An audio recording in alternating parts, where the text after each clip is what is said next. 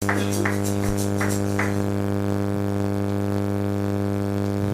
de gloire, nous te rendons des actions de grâce, puisque tu as permis encore une fois que nous puissions bénéficier de ta grâce, de ta faveur.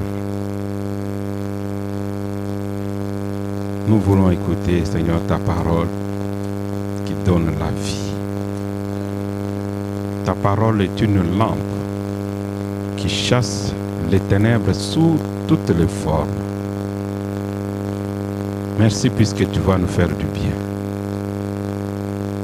Merci Père de gloire, puisque ce que toi tu as choisi d'avance, tu les as d'avance glorifiés. Et avec toi nous savons, Seigneur notre Dieu, que nous irons de gloire en gloire. Père, glorifie le nom de Jésus-Christ. Nous nous connaissons en partie, mais le Saint-Esprit, il est tellement bon et il connaît beaucoup de choses pour nous sortir de là où l'ennemi voulait que nous soyons et que nous puissions habiter avec toi dans le lieu élevé. Sois loué, sois béni dans le nom merveilleux de Jésus-Christ. Amen. Amen. Je vous salue au nom de Jésus-Christ. Je bénis le Seigneur pour le culte de ce matin.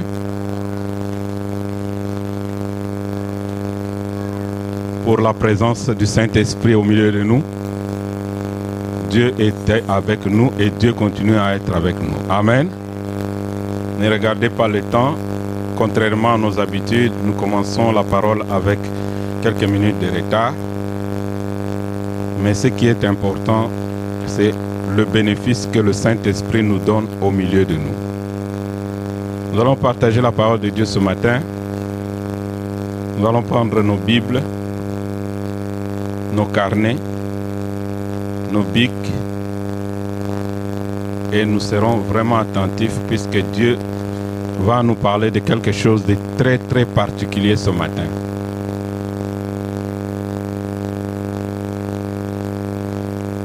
Amen. Ce matin, nous allons parler des dettes et de l'argent d'un chrétien. J'ai dit, nous allons parler des dettes et de l'argent d'un chrétien. Si je parle de dettes, c'est puisque parfois les enfants de Dieu ont des dettes, n'est-ce pas? Même les enfants, ils ont des dettes. Même les mamans, elles ont des dettes. Même les papas, ils ont des dettes. Et nous allons aussi parler de l'argent d'un chrétien. Je ne sais pas pourquoi le Saint-Esprit a voulu qu'on puisse comparer les deux mots, les dettes et l'argent d'un chrétien. Et nous comprendrons que les dettes, on ne peut pas parler de dettes si on ne parle pas de l'argent. Puisque les dettes, c'est aussi l'argent. Nani Mokonzi, nous allons ouvrir nos Bibles. Mais avant d'ouvrir nos Bibles, je vais vous demander, s'il vous plaît, de vous lever, mettre vos cahiers à côté.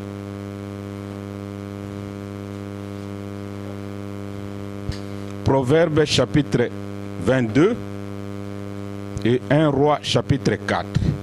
Les lecteurs de la Bible vont prendre les deux textes de base que nous allons utiliser. Proverbe 22, verset 7. Vous sautez, vous allez au verset 26 et 27. S'il vous plaît, évitez un peu de mouvement, puisque c'est un moment très très particulier. Proverbe 22, verset 7 et 26 à 27. Ensuite, nous allons lire 1 Roi 4.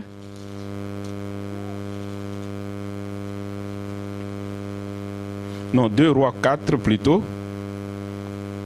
Nous allons lire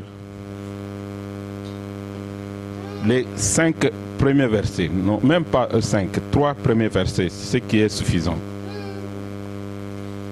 Nous allons écouter la parole de Dieu.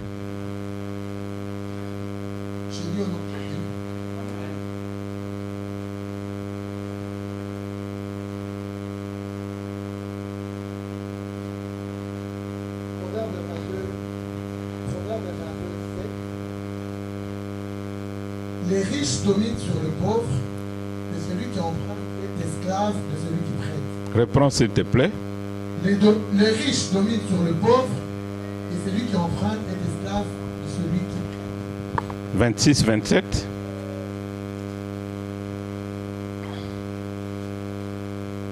Ne sois pas parmi ceux qui prennent des engagements, parmi ceux qui cautionnent pour des dettes. Si tu n'as pas de quoi payer, pourquoi voudras-tu qu'on enlève ton lit de dessus de toi? Amen. 2 Rois chapitre 4, les 3 premiers versets. Je dis en nom de Jésus.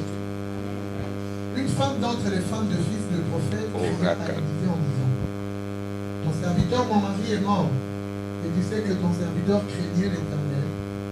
Or, le créancier est venu pour prendre mes 2 enfants et en faire esclaves. Élisée lui dit: que puis-je faire pour toi? Dis-moi pourquoi. Dis-moi, qu'as-tu à la maison?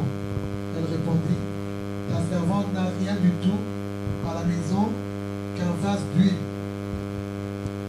Et il dit: va demander au dehors des vases chez tous tes voisins, des vases vides, et n'en demande pas un petit nombre. Amen. Nous pouvons nous asseoir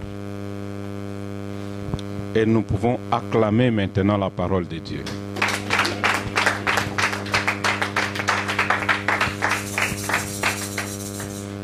Proverbe 22. Garde bien le verset vraiment. Les riches dominent sur qui? Et ensuite, qu'est-ce que la phrase dit?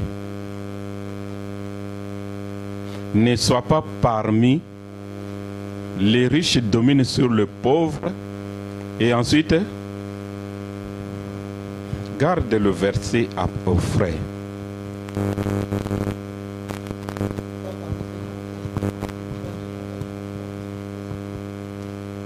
Ne sois pas parmi des gens qui prennent des engagements.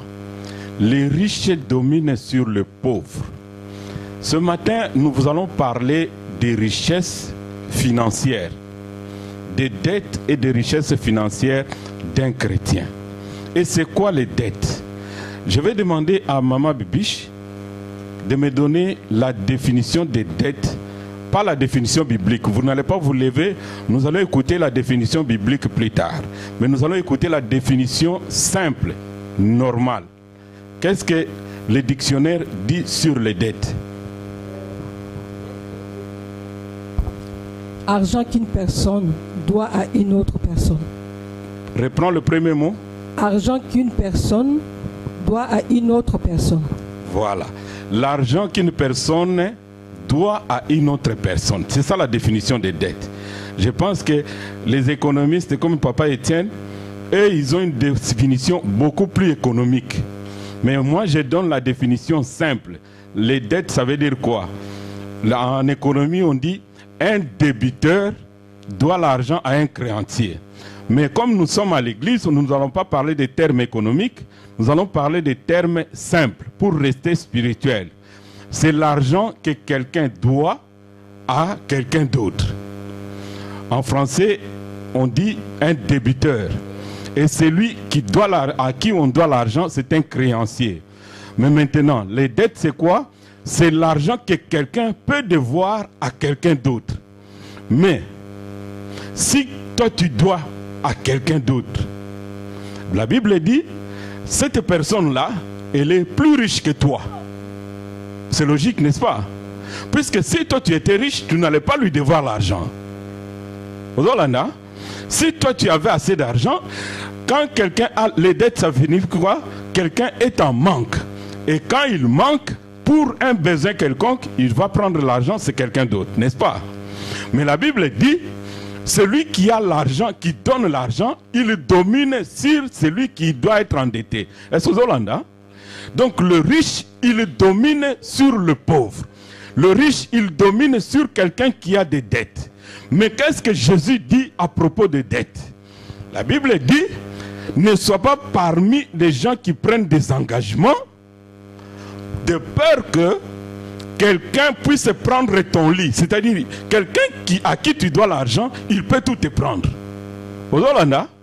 Il peut tout arracher.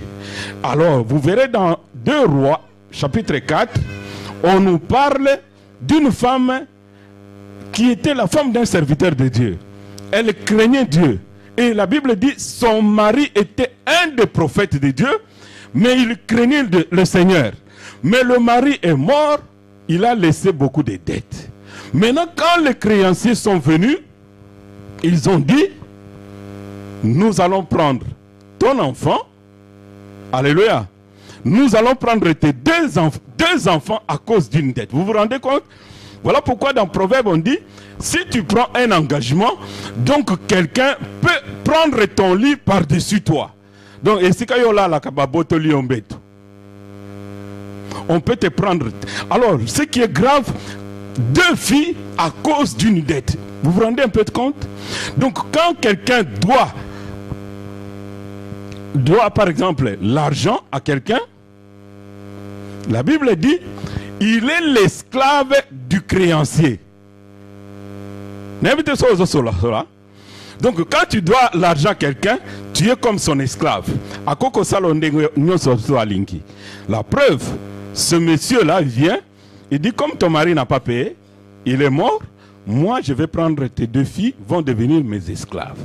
Les filles d'un des serviteurs de Dieu, elles vont devenir des esclaves à cause des dettes. C'est fou, hein? Elles vont devenir des esclaves. Alors la maman a dit, non, moi mes filles ne vont pas devenir des esclaves à cause des dettes de son père. Je vais aller voir l'homme de Dieu, je vais trouver la solution auprès de Dieu. Alléluia. Et elle est allée voir maintenant l'homme de Dieu, lui dire, ton serviteur, mon mari est mort, mais à cause des dettes, il y a un monsieur qui est à ma porte qui veut m'arracher de 2 enfants. Voilà pourquoi je suis venu, pour que ton Dieu fasse quelque chose. Alors je paraphrase pour dire ceci. Quand quelqu'un est en Christ, Jésus nous a arrachés de l'esclavage du péché. Donc nous avions des dettes. Mais Jésus, à cause du sang de Jésus, il nous a rachetés de toutes ces dettes-là. Pour que nous soyons libres. Puisque la Bible dit, si le Fils vous a franchi, vous serez réellement libre. Quelqu'un qui n'est pas libre, il est esclave. Je ne sais pas si vous comprenez. Quand quelqu'un n'est pas esclave, soit il est libre. Mais quand quelqu'un n'est pas libre, il est esclave de quelque chose qui l'attache. Vous comprenez un peu la définition? Donc c'est là où je vais en venir.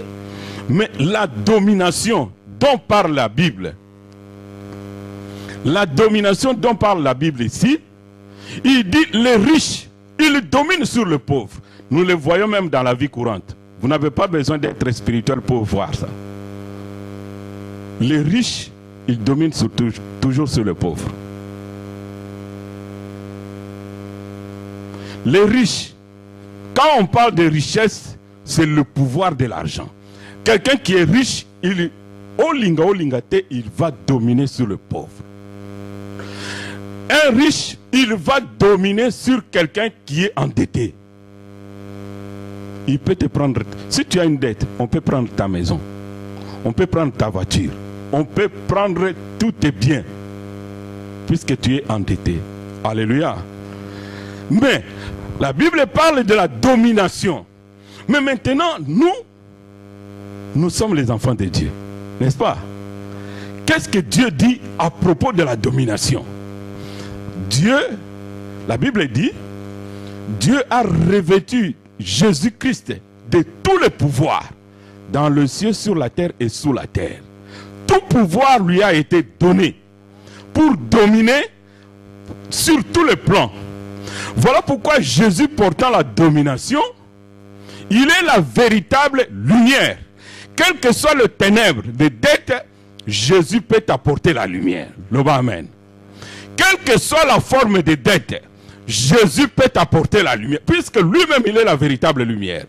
Voilà pourquoi il dit,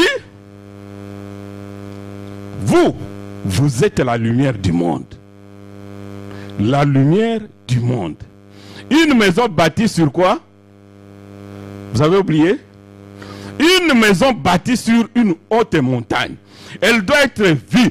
Donc quand une maison est bâtie sur la montagne, elle domine, elle est vue, elle est claire puisque sa lumière brille dans le ténèbre. N'est-ce pas? Alors toi qui es maintenant, qui as un Dieu qui domine, toi qui as un Dieu fort, puissant, tu as un Dieu riche, mais regarde son enfant. Vous ne trouvez pas que ce n'est pas normal?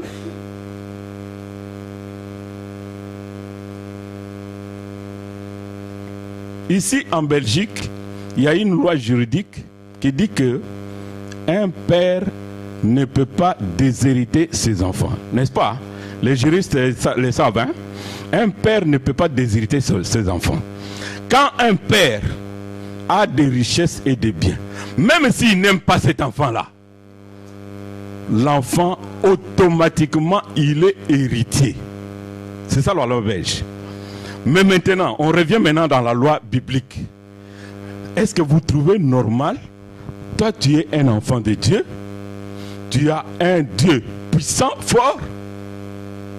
Mais tu vis comme un esclave. Est-ce que c'est normal? On voyait ça que quand nous étions petits dans la Deuxième République, des gens qui sont fort riches, mais leur famille, ils sont comme des malheureux. C'est pas normal, hein? Mais regarde un peu ta vie. Est-ce que tu vis comme un enfant de Dieu? Donc il peut dire que moi j'ai l'identité de mon père qui est riche et fort riche, ou bien je suis comme l'enfant de l'autre là. Puisque quand tu viens face à la réalité, cette femme ici était face à la réalité. On va prendre ces deux enfants à cause des dettes.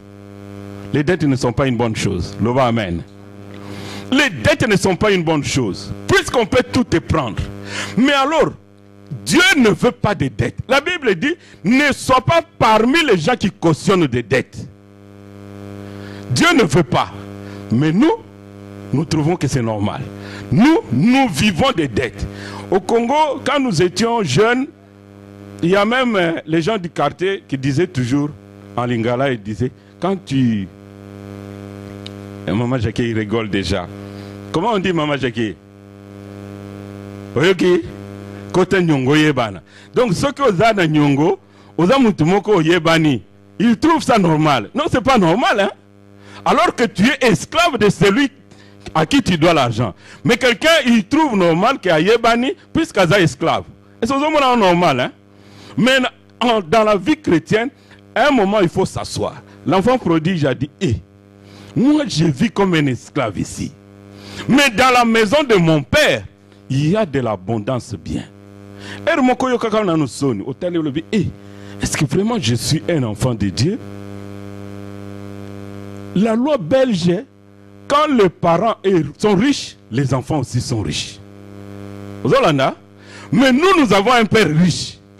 Mais regarde un peu la vie que nous menons. Ça ne vous révolte pas? Ne trouve pas ça normal, hein? À un certain moment, tu dois changer ta façon de prier. Amen. Il faut changer de façon à correspondre là. Ne trouve pas ça normal. Puisque Dieu va dire, moi j'avais tout. Vous voyez l'enfant, l'enfant prodige avec son frère. Hein? Qu'est-ce que son frère a dit? Moi je suis toujours avec toi ici. Tu ne fais pas de fête, tu ne me donnes pas de bague, tu ne me donnes pas une nouvelle robe, mais ton fils qui a tout détruit, quand il vient, tu le bénis. Le père dit, mais tout ça c'est à toi, qui t'avait interdit de prendre? Alléluia. Il y a des enfants de Dieu qui savent bien qu'ils sont enfants de Dieu, mais qui vivent comme des esclaves. Tu dois, à partir d'aujourd'hui, tu dois changer ta façon de voir les choses et ta façon de vivre aussi. Nani Mokonzi? Puisque notre Dieu domine, nous aussi nous devons dominer. Notre Dieu règne, nous aussi nous devons régner avec lui. À l'époque, quand les pasteurs et les évangélistes avaient toujours des chemises déchirées, vous savez, l'homme ne donne que ce qu'il a. Beaucoup de pasteurs qui avaient toujours des chemises déchirées, ils ne gagnaient pas des gens qui sont riches. Ils gagnaient aussi les autres pauvres. Puisque dans leur conception, ils n'étaient pas bien enseignés. Ils pensaient que pour être vraiment un enfant de Dieu, il faut à la pauvre, il faut à la malheureux, il faut à la simple. La pauvreté, ce n'est pas la simplicité. Hein. Tu peux être riche et être simple. Tu peux être riche et simple. Mais les gens pensaient que être simple, c'est être malheureux, être pauvre. Comme nous voyons nos frères prêtres qui disent, certains qui ont un pacte de pauvreté. Mais quand tu les regardes dans leur compte, il n'y a pas la pauvreté. Hein.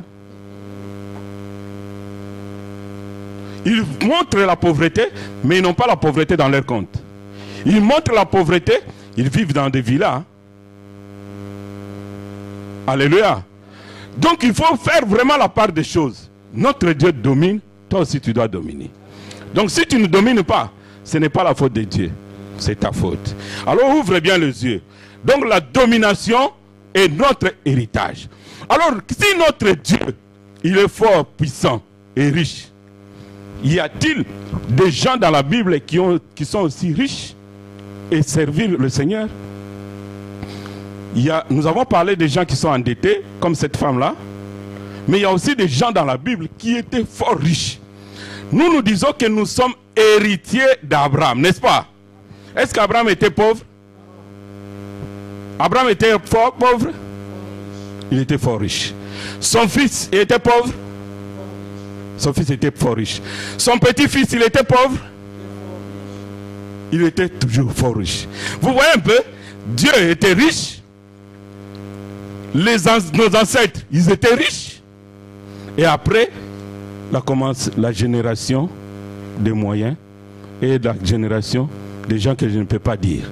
Mais toi, tu dois quitter l'équipe des gens là, que je ne vais pas dire. Alléluia.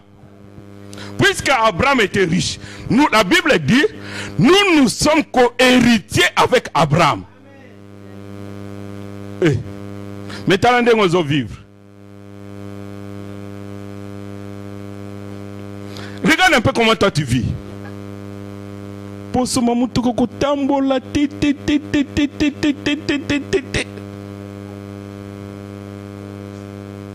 Bagarage non se yebio.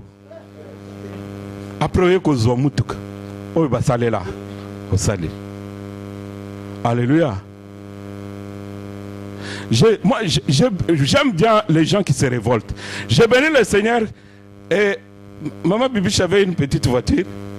Alors, un jour elle me dit, papa, na tellement nanzela na bengi papa etiena ya ko remorquer ngana bana mutuke ko feli ngana nzela.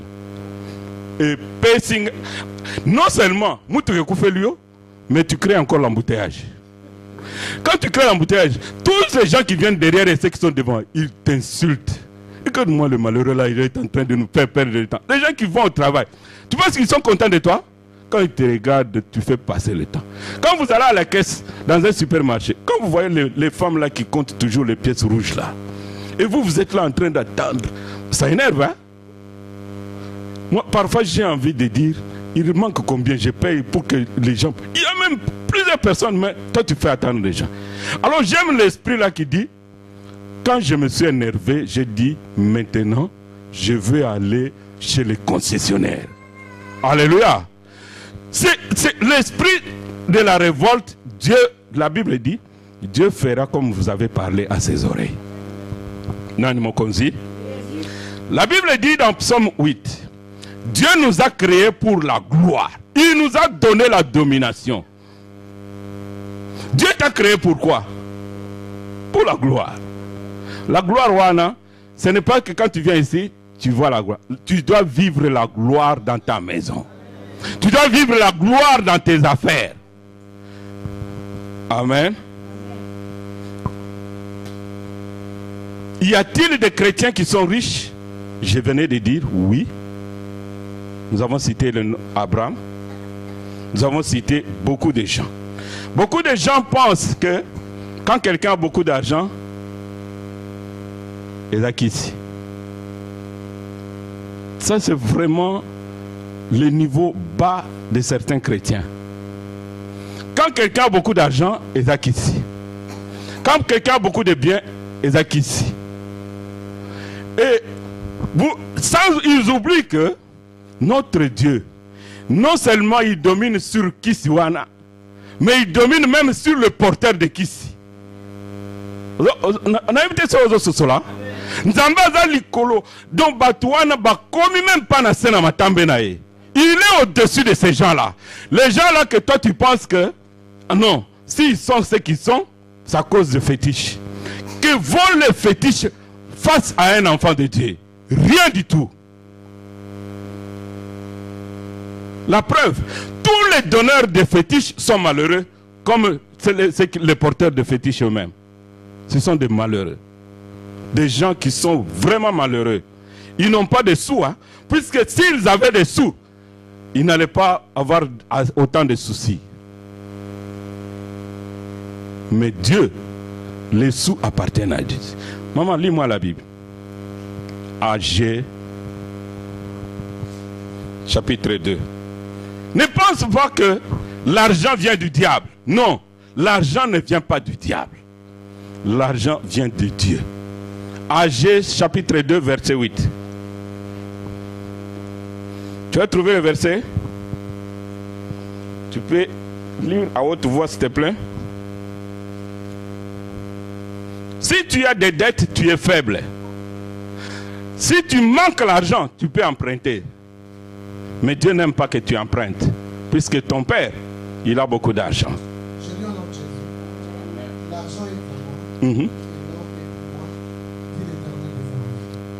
J'aime bien la phrase, comment elle termine.